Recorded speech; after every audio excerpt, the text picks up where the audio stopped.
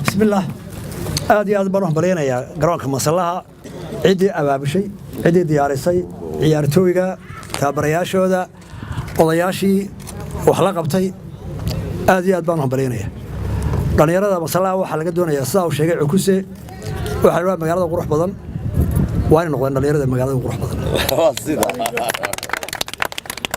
waayo waxyaalo badan baa la doonayaa waxa la doonayaa dulqaad waxa la doonayaa ciyaar wanaagsan waxa la doonayaa mustaqbalka doonaysaan ee odayaasha ku canaanaysaan ee aad leedahay mustaqbalka caynka wala horta waxa way qofku inuu isagu naftiisa ka bilaabo marka ciyaartooyga waxaynu ka doonaynaa ciyaartooy Ilaahay ka baqaya baariya waalidku ah dadka wax u taraya dhibaatada ka hortagaya uma baahin ciyaartooygu inuu noqdo carab badan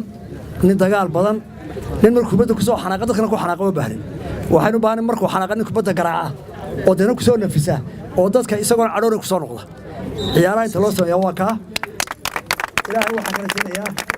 in xaafadda noqoto xaafad yeelatay ciyaartooy waaweyn oo qaranka u ciyaara ama caalamka badii yani ka wanaagsan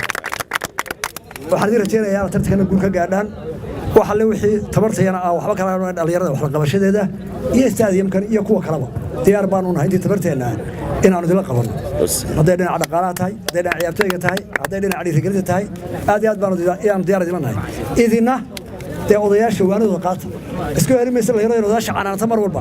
iyaga inay waxba qaadin waanada waxa go'dood ka timaado taa inaga ilaaliya wassalaamu calaykum